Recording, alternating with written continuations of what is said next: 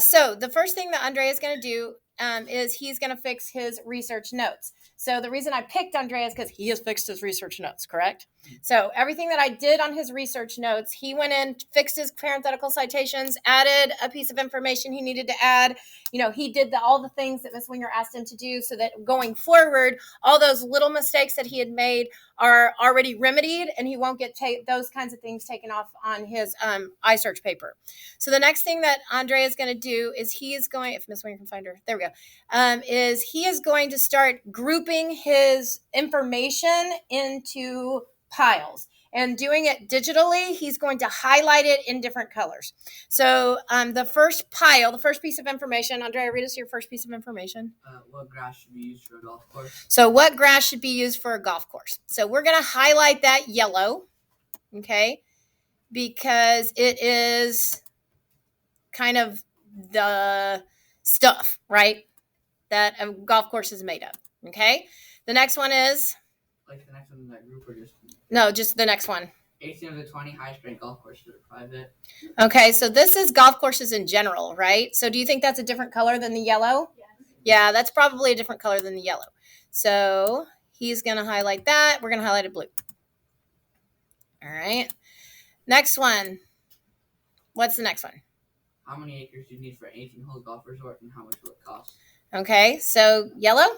Yeah. Or blue or nothing? I'd say yellow. Okay.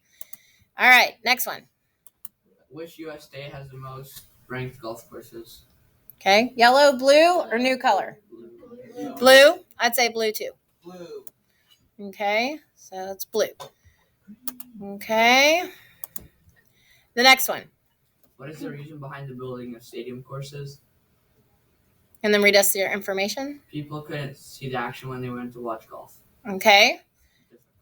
So different color? Yeah.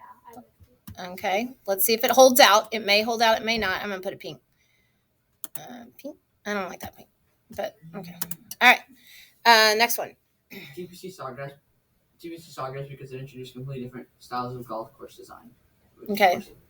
So what do you think? Blue? I'd go more purple. But... Okay. And that's up to Andrea. If he wants to go purple, he's going to go purple. It depends on how he explains it in his paper. Okay. So, yeah. And what is the first golf course ever built? St. Andrews was the first great golf course, and it was designed by Queen Mary Stuart. Okay, so Purple. I don't know. Look, this one's New York golf courses. This one is highest ranked golf courses. Doesn't it seem like it goes with blue? I guess it could. Okay. So I'm going to put it with blue right now and just see. And then you absolutely can manipulate the information. Okay. Next one. What are the highest ranked golf courses in the U.S.? Pine Valley, Augusta National, Cypress Point, and Shinnecock Hills. Okay. I would go blue. Blue because it's highest ranked, right? We're talking about golf course, all the golf courses, where they're ranked, what was the first one, all that kind of stuff. Next. What makes a golf course get a high ranking? The balance of aesthetics, maneuverability, resistance to scoring, design balance, and tradition. I'm going yellow. Yellow? Yep. Okay. All right. What's the next one? How many acres do you need for an urban golf course? 100 to, I meant to say 120. Okay. Yellow? Yellow. Okay. So, what is yellow about? Like what you need for a golf course. Okay. So, the actual design of a golf course? Yeah. So,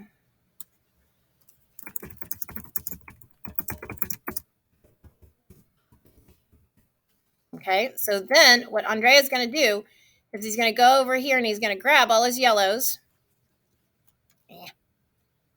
This is quite, okay, Control C. He's going to put it right here. And he's going to go Control V because it goes right there. Okay. And he's going to grab this. Okay. Control C. And he's going to put it in the yellow. Do you see how I'm doing that? Okay. So he's got all this. Pretend like he's finished with that part, that he's grabbed everything. He's put it under topic. So now he's created the information that's going to go in each what? paragraph. Okay. Then the next thing that Andrea has to do is he has to start building his works cited page. Okay. And his works cited page is right here. So he's going to come down here and he's going to look at his first source. How many acres are needed? Okay. So we're going to go back up here. And we could do this when we finish the outline. You could use your outline to do this, but we're going to use his notes because we haven't quite finished it. So we're going and we're looking for his citation up here to see if he used that one. It was covered. The name wasn't in the parentheses. It was in the citation, but in the article it showed his name. Okay, so he wrote this article. Yeah. Then we've got to add his name here. So what's his name? Matt Kovner. So C-O. No, C-R. C-R. B-E-N-E-R. Like that? Yep. Okay, so now his citation is correct. He's going to pull this because he used it over here in his works cited. Yeah, works cited. And he's going to paste it here. Okay, then he's going to go over here. Did he use Lansford? He's coming up here. Duncan, Golf, Duncan, Krovner. It's in the purple. Okay, it's in the purple. So right there, he used that one. So he's going to come down here. He's going to grab it and put it in on his works cited page. Okay, because he used it, right? If he hadn't used it, should he put it on the Nope. Okay. All right. So he's going to continue to add to his works cited page. The one citation he doesn't have is his passion project book. So he's going to have to build a citation for his passion project book and add it to his works cited page because he's already addressed that in his in your introduction. Yes. So he's going to keep doing what we've been doing here. And then he's got his outline and he's going to submit it to Canvas after he cleans it up. So cleaning it up means getting rid of his highlighting, making sure all the little indents and stuff are right. So I'm going to show you how to do that in just a second. And then he will submit it to Canvas. Then he's going to open his outline and his iSearch paper template, and he's going to start writing his My Results section. And when he hits something he needs, he's going to copy and paste it into his paper. The best thing to do before you start to draft, and I'll show you this tomorrow, is to read through both examples of iSearch papers and see how those people wrote really good My Results sections, because you'll remember the tone and you'll remember how to write it, and then you'll go in and write your My Results section. Okay, so the key is cleaning it up. So I'm going to teach you something real quick. So this is already in a outline form. This is made for a 3-body paragraph My Results section.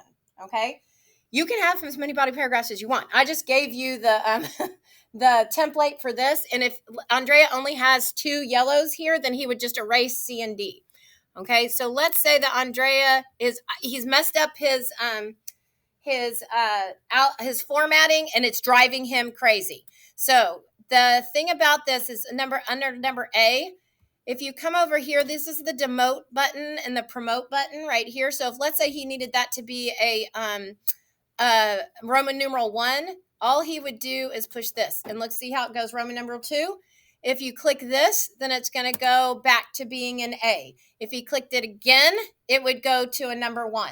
So it's just about using these teeny tiny little buttons to help. Now, sometimes you can screw the whole thing up, and it'll take you hours to fix it. It will take me 5 seconds. So that's when you go, it's driving me crazy, Miss Swinger, make this happen and make it right. I'm happy to do that for you, because literally this is how we used to have to build tests, and I'm an expert at fixing this. So don't let the template drive you crazy. Let me help you with that if you get stuck.